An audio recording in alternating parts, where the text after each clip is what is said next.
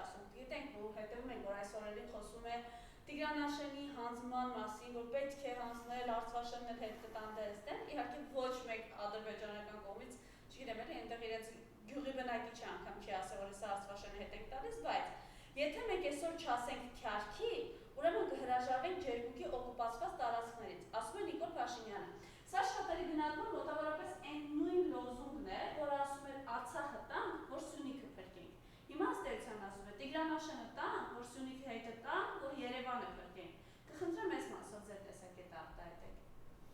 Բայց ինչ արտահայտեմ, ինչ տեսակետ արտահայտեմ։ Հայտարարությունն է այս ամեն ինչը ու այնպես ոնց որ ինքը փորձում է համոզել, թե ինչու պետք է հանձնել Տիգրանաշենը։ Դուք Հովհաննես Թումանյանի Չարի վերջը վստահաբար կարդացել եք։ Երբ որ աղվեսը գալիս ասում է այս սարնիմն է, այս ծառնիմն է եւ այլն եւ հիմար կկունը ասում է առես մի ձակիս էլ տար, միայն թե բունս թող մնա։ Մեծ հաշվով ես տարբերություն չեմ տեսնում, պարզապես խնդիրը այստեղ գիտեք որն է, Հայաստանի կառավարությունը քանի որ չունի ոչ մասնագիտական կարողություն, ոչ էլ կառավարման հատկապես ազգային ավանդույթներ, ոչ էլ ընդհանրապես որևէ կապ ունի երկրի պետականության, հայրենիքի գիտակցության հետ։ Իրենց թվում է, թե օրինակ պետությունից ինչ-որ բան կտրելով, տալով կարող են ինչ-որ պետությունը փրկել, բայց իրենք ուղղակի ես էլի եմ նախկինում էլ եմ ասել այդ մասին, իրենք այնքան պրիմիտիվ են պարզունակ են, որ չեն հասկանում, որ թշնամին իրենցից ավելի խելացի է եւ դա մոտավորապես նման է այն երևույթին, երբ որ երկու երեխա նստած շախմատ են խաղում, այն երեխաներից ով ավելի հիմար է, այսպես շախմատ որևէ քայլ անելուց հետո էլ այսպես բացահայտ սկսում է ասել, գիտես ես հիմա որ ես այս քայլը արեցի, ինքը այս քայլն է անելու, ես էլ այս քայլն եմ անելու, առանց հասկանալու, որ հակառակ կողմը եւս մտածելու կարողություն ունի։ Բայց մյուս կողմից ես շատ անկեղծ ասեմ, չեմ հասկանում մեր ընդդիմության բարձրացած այս աղմուկը, ինչու եմ ասում չեմ հասկանում, ոչ թե վատ է անում, որ օրինակ հայրենիքի, պետականության, անվտանգության մասին խոսում է, իհարկե կարևոր է դա, բայց շատ հաճախ այդ խոսքերի բովանդակությունը եւ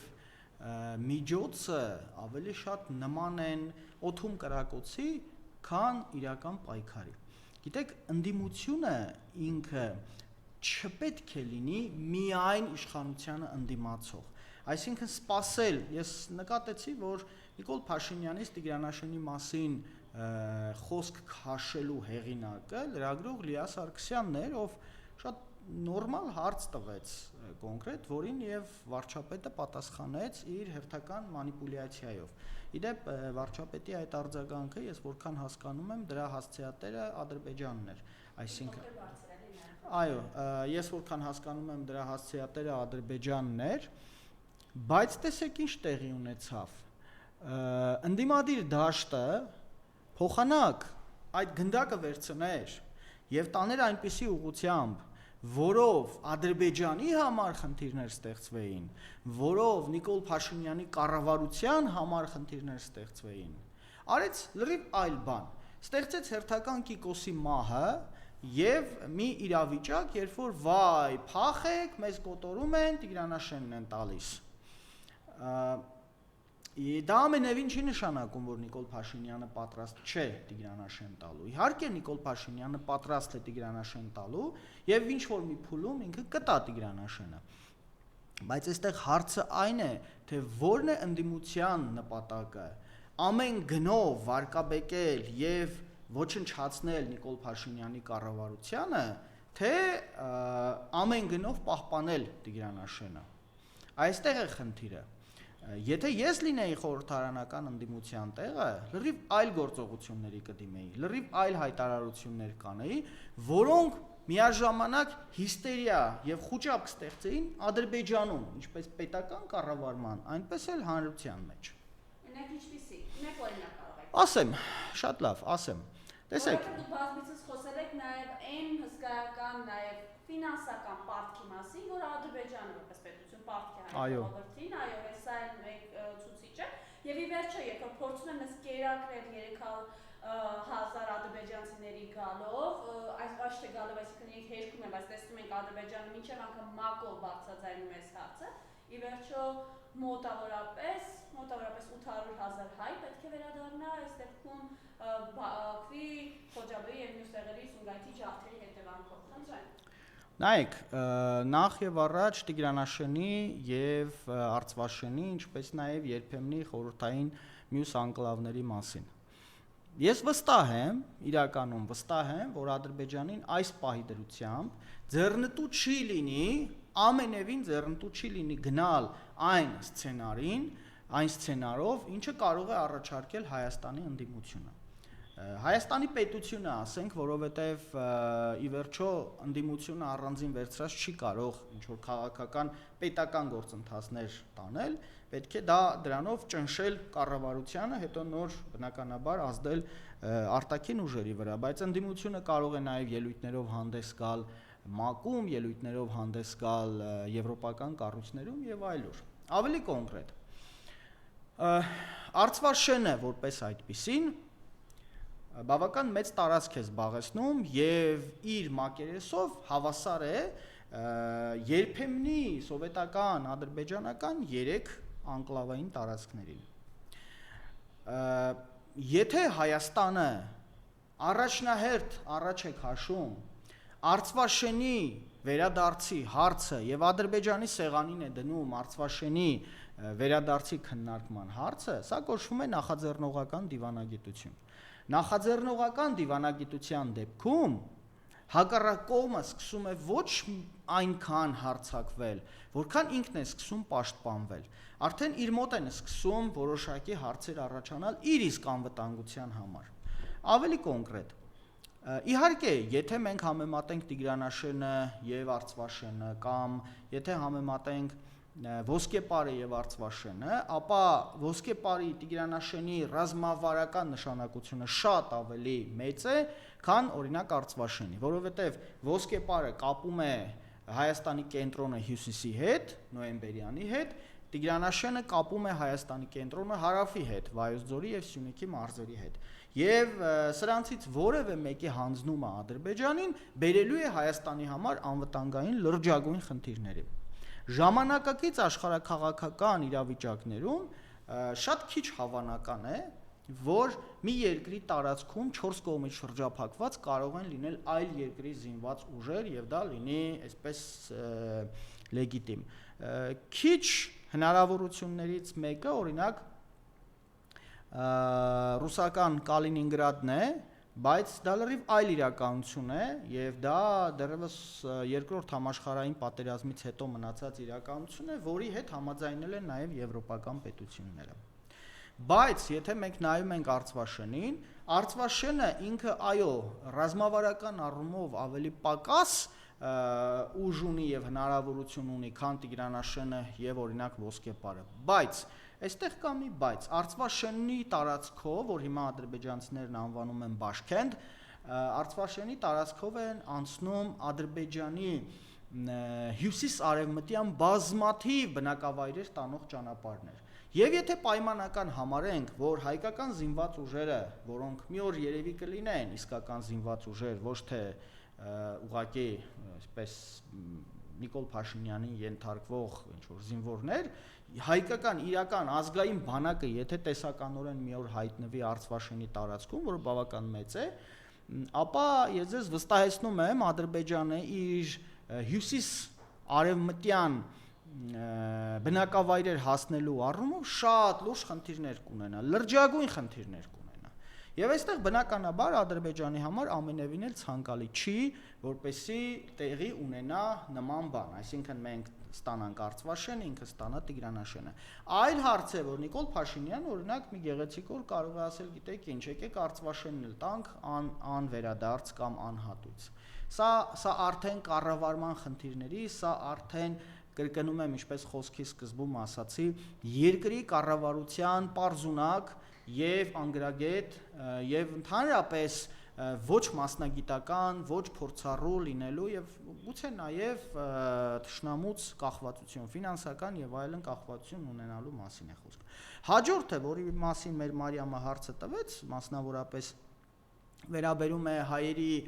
վերադարձի իրավունքին։ Տեսեք, եթե Ադրբեջանը խոսում է այսպես կոչված 300,000 ադրբեջանցիների գալու մասին, իդեպ ես առաջարկում եմ երբեք չասել ադրբեջանցիների վերադարձ, այո, որովհետև այո,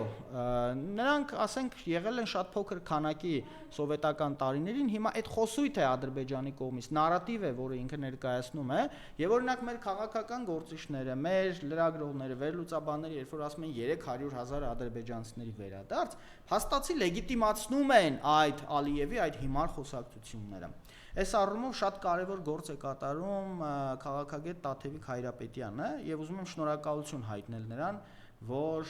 հատուկ շեշտում է, որ չկա ադրբեջանցիների վերադարձ, կա ադրբեջանցիների հնարավոր տեղակայում Հայաստանում։ Բայց եթե անգամ այստեղ էլ մենք առևտրի գնանք, տեսեք, ինչու է Ադրբեջանը 300,000 ադրբեջանցիների փորձում այդ թեման անընդհատ շահարկել եւ Հայաստանում էլ դարձնել քաղաքական թեմա։ Այստեղ գլխավոր խնդիրը արցախցիներն են։ Ադրբեջանի իշխանությունը շատ լավ է հասկանում, որ վաղ թե ուշ բարձրացվելու է արցախցիների վերադարձի իրավունքի հարցը, եւ Ադրբեջանը լինելով նոր էթնոս, չունենալով հիմքեր, չունենալով ազգային պետականություն, Ադրբեջանը կանգնելու է լրջագույն ինչպես դիվանագիտական, այնպես էլ ժողովրդագրական խնդիրների առաջ եւ ուղղակի ստիպված է լինելու հաշվի նստել 150,000 արցախահայերի վերադարձի իրավունքի հետ։ Դա իհարկե այն ժամանակ, երբ որ ասենք Նիկոլ Փաշինյանը չլինի Հայաստանի իշխանություն, իսկ դա բնականաբար մի օր գալու է։ Եվ այս պայմաններում Ադրբեջանը փորձում է ստեղծել այնպիսի օրինական հիմքեր, որ Հայաստանի Հանրապետությունը ինքը չցանկանա, հայ ժողովուրդը ինքը չցանկանա վերադառնալ Արցախ։ Եվ այստեղ կշեռքի նժարի վրա է դնում 300,000 ադրբեջանցիներ, 150,000 հայեր։ Բայց այստեղ էլի նախաձեռնողական դիվանագիտության շրջանակում Հայաստանը լինի ընդդիմություն, թե իշխանություն, չկա իշխանություն, ոչինչ, կա ազգային ընդդիմություն։ Ազգային ընդդիմությունը կարող է ուղղակի ոտնատակ տալ ադրբեջանական բոլոր նախաձեռնությունները, ամբողջ դիվանագիտությունը։ Եթե օրինակ բարձրացնի եւ պահանջը ներկայացնի 465,000 հայերի վերադարձի իրավունքի հարցը։ 465,000 հայ, առնվազն այդքան հայ, 1988-92 թվականների ընթացքում բռնի տեղահանվել է Բաքվից, Սումգայիթից, Նախիջևանից եւ Գարդմանից։ Գարդմանը մեր հայրենակիցների շատերին այնքան էլ հասկանալի չի, դա նույն Գանձակն է, դա Քարհատն է, որը դուք անվանում եք Դաշքեսան, դա Գետաբակն է, Շահումյան, Գետաշեն, Ղազախ եւ այլն։ Միայն Գարդմանի շրջանից 1988-92 թվականներին բռնի տեղահանության է ենթարկվել ավելի քան 120,000 արցախահայ։ Դա էլ Արցախն է, հյուսիսային Արցախն է։ Նախիջևանից 70,000-ից ավել հայ է տեղահանվել։ Բաքվից, Սումգայիթից եւս հսկայական քանակության հայեր են բռնի տեղահանության ենթարկվել, շատերը կոտորվել են։ Ով պիտի այս մարդկանց իրավունքների վերադարձ կազմակերպի։ Եթե դա նյութականացնենք, այսինքն մարդկանց ունեցած գույքը, տարբեր ունեցվածք, ոսկիներ եւ այլն կորուստ դրամական միջոցներ, եթե միացնենք, ապա Ադրբեջանը այս նշածս 465,000 հայերին, իդեպ դրա մեջ չի մտնում, ամենևին չի մտնում Արցախի հանրապետության հայերի կորուստը։ 465,000 հայերին Ադրբեջանը պարտքի ավելի քան 73 միլիարդ դոլար։ Դա Ադրբեջանի համար նշանակելու է սնանկացում, ամբողջական ոչնչացում, եթե այս հարցերը դրվեն Ադրբեջանի սեղանին։ Գիտեք, մենք սիրում ենք անընդհատ պաշտպանվել, վայ Կիկոս ջան, վայ որդի ջան, վերելա քարին, ցածնկա քարին, բայց պետք է կարողանաս այնպես անել, որ դու ինքդ ոչնչացնես քո թշնամու հնարավորությունները։ Այլապես դու անընդհատ զիջողի դերում ես լինելու։ Այս փուլում տեսանք, որ ազգային ժողովի ամբիոնից ուղիղ եւս մեկ անգամ իր խոսույթը կրկնեց, ներողություն կզացնելու եմ, Փարզաշավի ժամանակ էր կզացնեմ, սատկացնեմ, ծեփեմ այսպիսի տերմինոլոգիայով եւ անմիջապես, այսպես ասենք, դատախազին ուղիղ հրահանգով այսօր ասած վաղ առավոտյան լույսը չբացված ալֆա ջոկատով ներխուժեցին երկրորդ նախագահի տուն, որդու տուն, հիմա կալանավորված է երկրորդ նախագահի ավագ որդին, նաեւ ինքը նախագահը, խնդրեմ Դուք ինչ եք ուզում, որ ես ասեմ, որ օրինակ գետերը հոսում են վերևից դեպի ներքև, արևը դուրս է գալիս արևելքից, մտնում է արևմուտք, սարերը լճերից բարձր են։ Ինչու հիմա ինչու է այս փուլում այսպիսի ռեպրեսիաների դիմում։ Իսկ երբ չի դիմել ռեպրեսիաների։ 2018 թվականից մենք տեսնում ենք, որ Իլհամ Ալիևը ներողություն, Նիկոլ Փաշինյանը, չնայած նույնն են,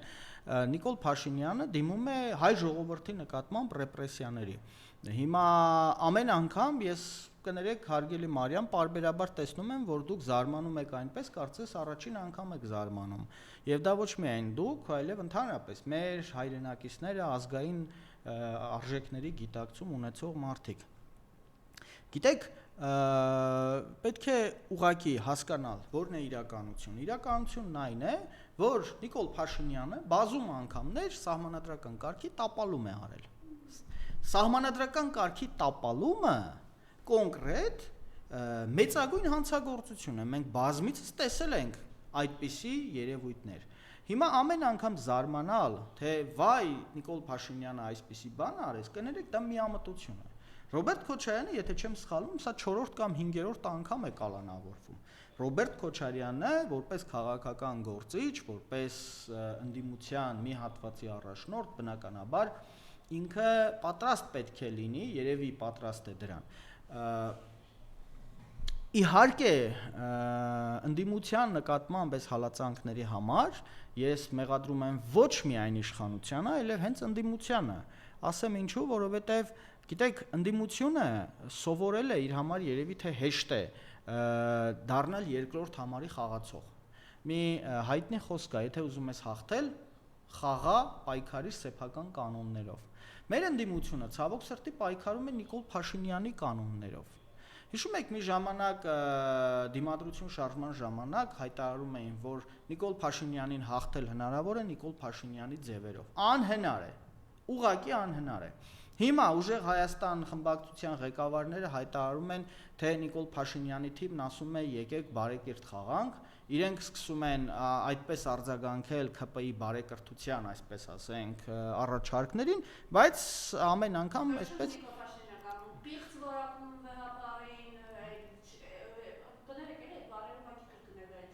Դե հա, այսինքն այստեղ խնդիրը ընդդիմության գլխավորապես ընդդիմության մեջ է, որովհետև երբ որ դու խաղում ես քո հակառակորդի կանոններով, երբ որ դու պայքարի մեջ ես մտնում, երբ որ ես հունիս ամսին մեր ընդդիմությանը առաջարկում էի չվերցնել մանդատները եւ չմտնել ազգային ժողով, նաեւ այսօրվա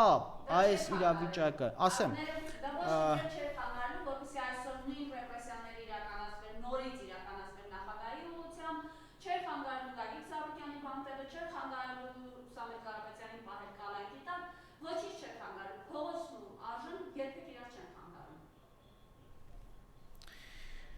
Իհարկե չէր խանգարելու, որ Ռոբերտ Քոչարյանին կամ Գագիկ Ծառուկյանին կալանավորեր Նիկոլ Փաշինյանը, բայց կլիներ մեկ շատ կարևոր տարբերություն։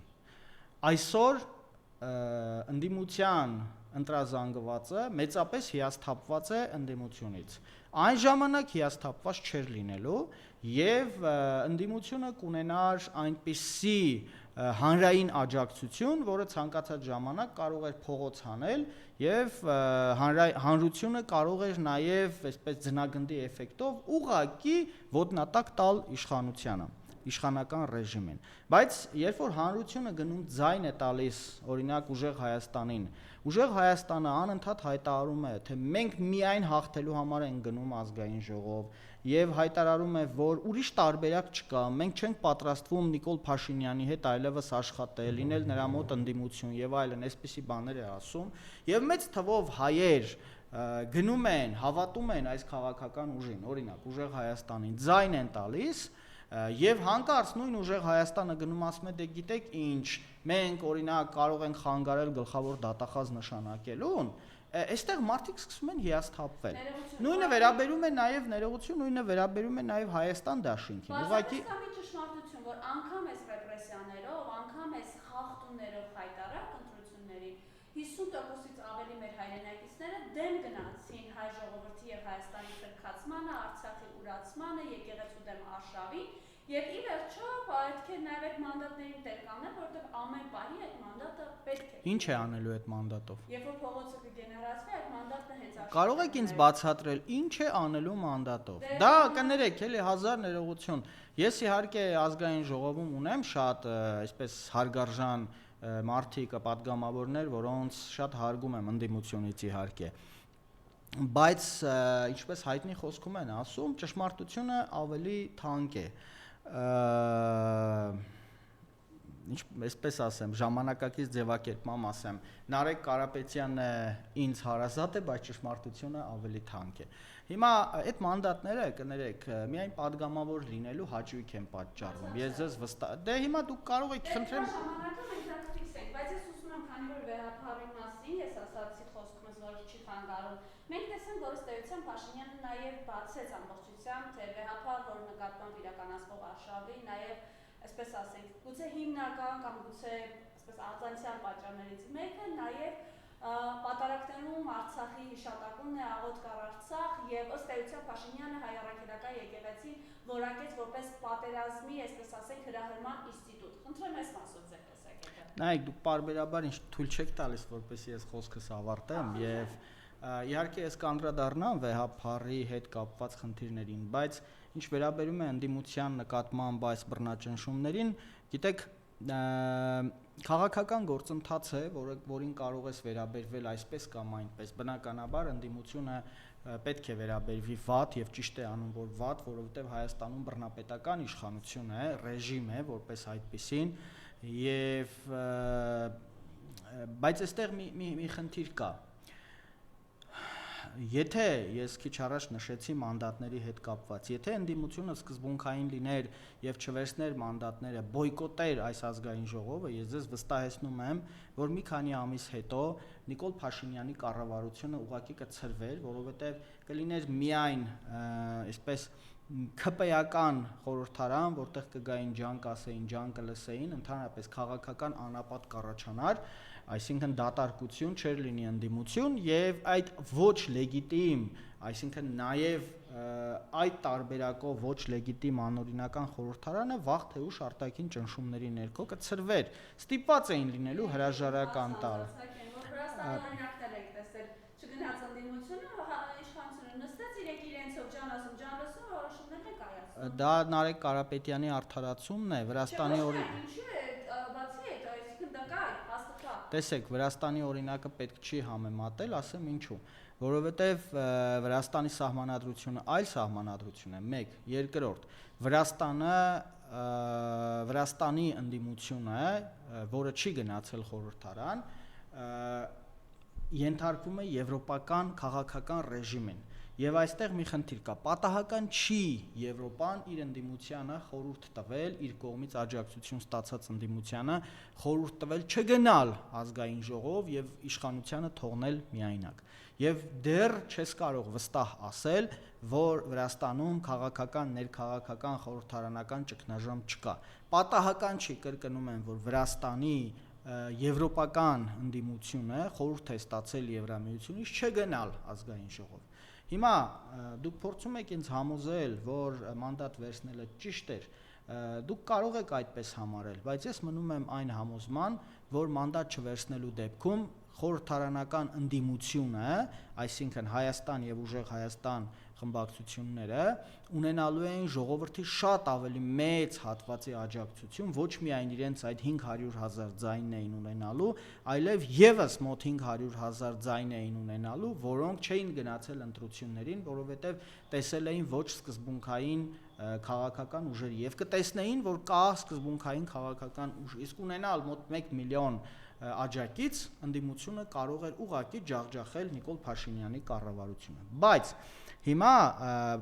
Քոչարյանի, Գագիկ Ծառուկյանի, Սամվել Կարապետյանի դեմ հարուցված այս բռնաճնշումների, ինչու՞ չէ, նաև Սերժ Սարգսյանի որոշակի մենք տեսնում ենք մի շատ զազրելի վատ երևույթ, որը կոչվում է ընտանիքի դեմ հարձակում։ Քոչարյանի որդու կալանավորումը, սա ոչ թե Քոչարյանի որդու կալանավորում էր, սա Քոչարյանին ծնկի բերելու նպատակ ուներ։ Եվ ես կարծում եմ, հենց այնպես չի եղել, որ Քոչարյանը հակակոռուպցիոն կոմիտեում սրտի տագնապ է ունեցել եւ տեսնում եք հիվանդանոցում էր, հիմա էլ է հիվանդանոցում։ Գիտեք, մարդու հոգեբանական վիճակը, երբ որ իր զավակների դեմ են սկսում սրիկայություններ անել, մարդը ամենաուժեղ մարդը անգամ կարող է խոցելի լինել։ Ես հասկանում եմ, դուք ատում եք Քոչարյանին, դուք կարող եք Քոչարյանի նկատմամբ ատելություն, չգիտեմ, ինչ-որ թշնամանք ունենալ, դա ձեր իրավունքն է, թեպետ ատելությունը վատ բան է, որովհետև ատելությունը բերում է ատելության, բայց ընտանիքին թիրախավորել եւ ընտանիքին հարվածել կարող է միայն թուրքը։ Մենք պատմության մեջ տեսել ենք այդպիսի բաներ, հիմա էլ ենք տեսնում։ Թուրքերը, երբ որ ցեղասպանության ժամանակ մտնում էին հայերի տներ, առաջինը սպանում էին ընտանիքի անդամներին։ Ադրբեջանցիները 90-ականներին, երբ որ հարձակվում էին եւ օրինակ հաջողվում էր գրավել Արցախի որևէ բնակավայր, առաջին բանը, որ անում էին, հայերի հանգստարանները, այսինքն գերեզմանոցներն էին քանդում, դա այսինքն ընտանիքի գաղափարի վրա հարձակում է, կամ երբ որ ընտանիք էին կարողանում գերեվարել, դաժանաբար էին վարվում այդ ընտանիքի կանանց եւ աղջիկների նկատմամբ եւ դա ցույց էին դնում այն մարդկանց, ովքեր ընտանիքի ղեկավարներն էին, հայրերն ու մայրերն էին։ Այսինքն սա թուրքի ձեռագիր է։ Օրինակ, երբեք ուրիշ ոչ մի ազգ ընտանիքի նկատմամբ նման բաներ չի արել, չի անում, որովհետև դա մարդկային չի։ Հայաստանի նախկին իշխանությունների ժամանակ էլ ենք մենք տեսել, որ օրինակ կարող էին լինել, այո, եղել են, պիտի հանուն անկեղծության ասել, եղել են ընդդիմության նկատմամբ թեկուզ ապօրինի բռնաճնշումներ, սկսած Լևոն Տեր-Պետրոսյանից եւ մյուսներ, բայց մենք երբեք չենք տեսել, որ ընտանիքի վրա ձեռք բարձրացնեն։ Օրինակ Ռուբեն Ռուբինյանը, որ այդքան խոսում է, թե ինքը հանկարծ տանն էր եւ ԱԱԾ-ն մտավ իր հորը Կարապետ Ռուբինյանին կալանավորեց, բայց չէ որ Կարապետ Ռուբինյանի ընտանիքի վրա ձեռք չբարձրացրին։ Հասկանում եք, կներեք այդ բառի համար, բայց ընտանիքին կպնելը շանտեղություն է, ուրիշ բառ չեմ կարող ասել։ Եվ այստեղ է խնդիրը, որ պետք է սահմաններ ճանաչել, պետք է հասկանալ, թե որն է քո քաղաքական պայքարի սահմանը, կարմիր գիծը։ Երբ դու հատում ես կարմիր գիծը, պիտի սպասես նաև կարմիր գծերի հատում նաև հակառակ կողմից։ Եվ ես չեմ ուզենա, որ այդ կարմիր գծերի հատում լինի բոլոր կողմերից, որտեղ դա բերելու է մեր պետականության, մեր ժողովրդի ամբողջական ոչնչացման վտանգի։ Ինչ վերաբերում է ամենայն հայոց կաթողիկոսին,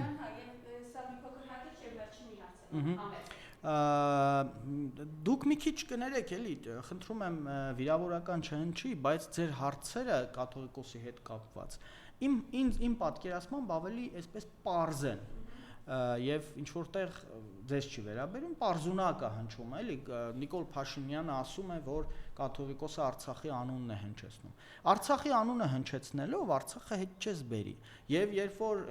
եկեղեցիներում հնչեցվում է Արցախի մասին, դա չի նշանակում, որ Արցախի հարցը պահպանվում է։ Արցախի հարցը նույնիսկ շատ արցախցիներ չեն պահում։ Մենք պարզապես իրենց նպատակն է նաև ամբողջության մոռացության։ Հավատացեք, դա չի խնդիրը։ Խնդիրը հայ առաքելական եկեղեցու համակարգի մեջ է։ Եկեղեցին միակ համակարգն է, որ մնացել է Հայաստանում որպես կայուն ազգային կառույց եւ որը չի գործում իշխանության կանոններով։ Այսինքն, տեսեք, եկեղեցին անում է քայլեր, որոնք ազգային պետությանն են համապատասխանում։ Եկեղեցին հայ մարդկանց հայ պահելու ուղղությամբ է աշխատում։ Եկեղեցիներում քարոզվում է ազգայինի գաղափարը։ Եկեղեցին միջազգային հարթակներում բարձրացնում է Հայաստանի, հայոց պետականության, պատմական Հայաստանի, Արցախի գաղափարը։ Եկեղեցին հարվածում է մեր թշնամիներին եւ ընդհանրապես, գիտեք, եկեղեցին այս պահին մնացած միակ կառույցն է, որը դիմադրում է, որը թույլ չի տալիս, որ հայ ժողովուրդը վերջնականապես տառապի ժողովրդական Ալցհեյմերի համախտանիշով։ Չգիտեմ, ձեզ ծանոթ է այդ երևույթը թե չէ, գոյություն ունի էթնոհոգեբանության մեջ ժողովրդական Ալցհեյմերի համախտանիշ երևույթը։ Ալցհեյմերի համախտանիշի մասին բժշկության մեջ երևի տեղյակ եք, երբ որ մարդը թվում է լրիվ առողջ է, մարդը արտաքնապես ոչ մի խնդիր չունի, բայց ուղեղը մեռնում է։ Երբ որ ուղեղը մեռնում է աստիճանաբար, մարդը սկսում է նախ հարազատներին չճանաչել, իր պատմությունը, իր անցյալը չհիշել, սկսում է իր զավակներին չհիշել, չճանաչել եւ ի վերջո մի օր նայում է հայելու մեջ եւ ինքը իրան չի ճանաչում։ Սա բժշկական ձևակերպումն է։ Հիմա հայ ժողովուրդը արագ տեմպերով գնում է հենց Ալցհեյմերի համախտանիշի ճանապարհով։ Այսինքն ինքնության էրոզիա է հայ ժողովրդի մոտ տեղի ունենում։ Տեսեք, մարդիկ, որոնք կանգնում են հիմար բաներ են ասում, չէ, Արցախը հայկական չի եղել, չգիտեմ, այս կողմ, այն կողմ եւ այլն եւ այլն։ Սրանք ակնհայտորեն ինքնության էրոզիայի մասին են խոսում։ Այսինքն ժանգոտում է եւ նաեւ կոռոզիա է տեղի ունենում մարդկանց ինքնության գիտակցության մեջ։ Ալցհեյմերի համախտանիշի դեպքում ժողովուրդները, երբ որ սկսում են տառապել դրանով, իրենք նախ սկսում են խուսափել իրենց ինքնությունից։ Ավելին, սկսում են իրենց կապել այլ ինքնությունների հետ, օրինակի համար թուրքերի հետ, եւ ամենավտանգավոր բանը սկսում են տառապել Ստոկհոլմյան սինդրոմով, այսինքն երբ որ իրենք սկսում են սիրել իրենց դահիճին։ Սրանք բոլորը մտնում են այդ ժողովրդական Ալցհեյմերի համախտանիշի մեջ։ Հայերին հիմա տանում են այդ ճանապարհով, հայ ժողովրդի մեջ արագ տեմպերով հենց Ալցհեյմերի համախտանիշն է տարածվում։ Ինչի է դա հանգեցնում։ Այդպիսի համախտանիշ ժամանակին օրինակ ունեցել են արևելյան մայաները։ Այսօր չկան արևելյան մայաներ։ Ուղղակի չկա, այդպիսի ազգ գոյություն չունի։ Շատ է խոսվում դրա մասին, մայաների քաղաքակրթության, բայց ուր են մայաները։ Ապրում են Գվատեմալայում, ապրում են Մեքսիկայում, բայց ազգը չկա, որովհետև այդ ազգը որպես այդպիսին